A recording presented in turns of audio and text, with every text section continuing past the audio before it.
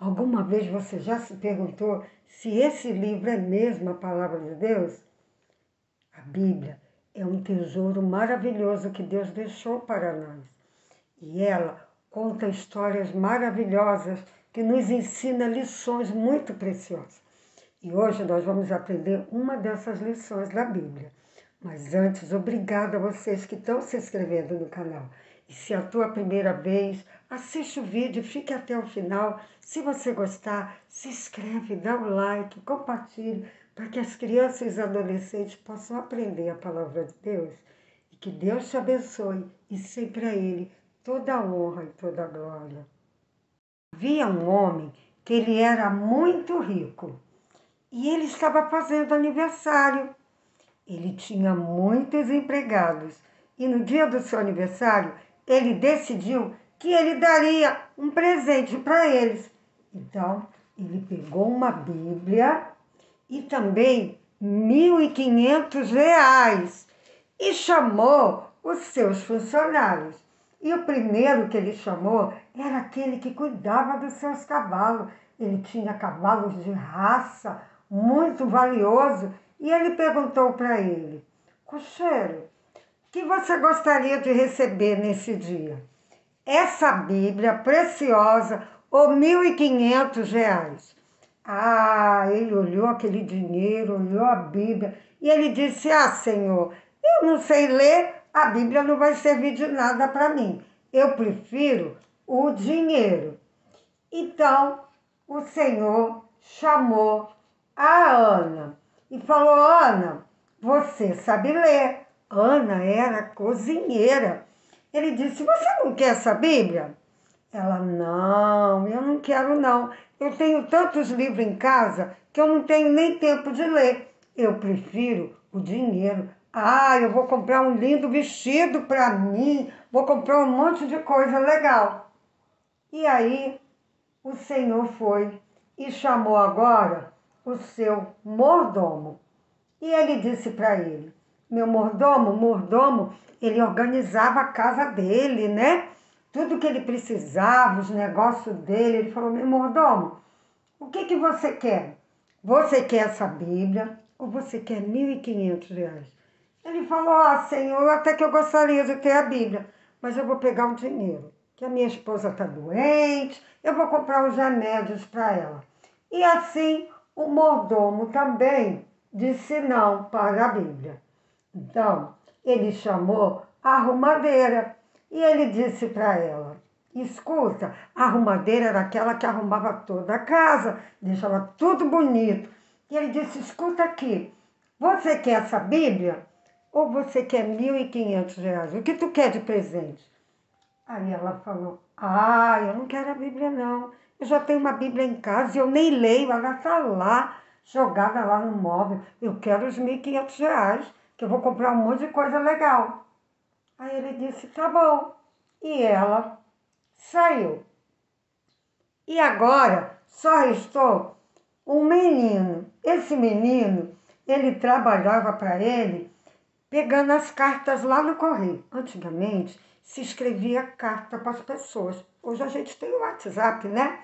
E ele disse assim para ele: olha, você é tão pobre, sua família, eu acho que você vai querer o dinheiro, né, meu querido? Você não vai querer essa Bíblia. Ele disse: não, não, senhor, eu não quero dinheiro.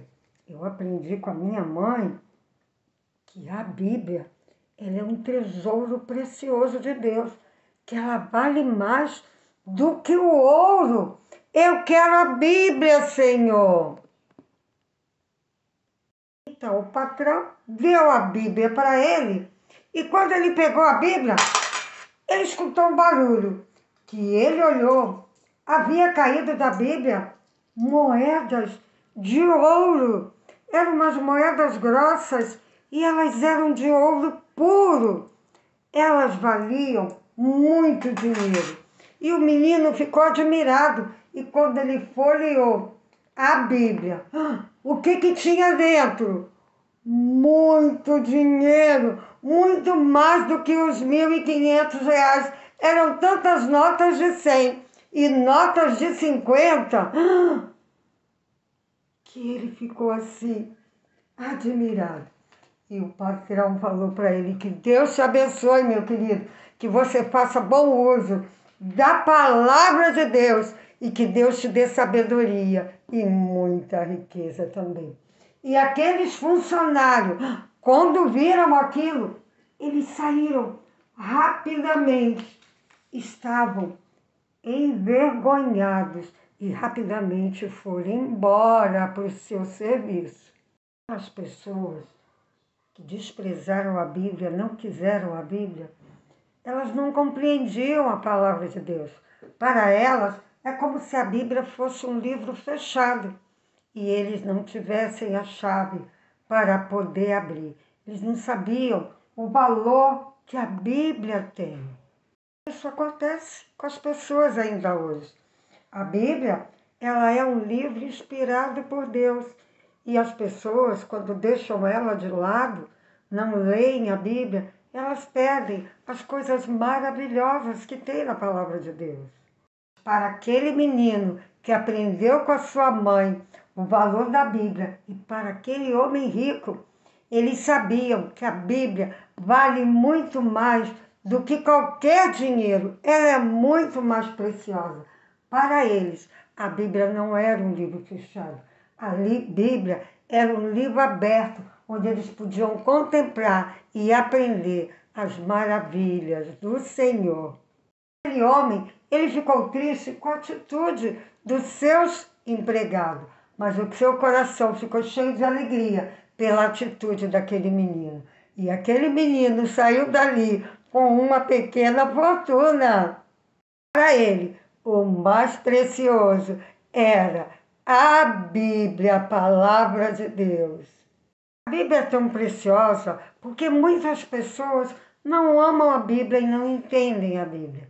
A resposta a própria Bíblia nos dá. Nós vamos ler em 1 Coríntios 2,14, que eu separei aqui para a gente ler.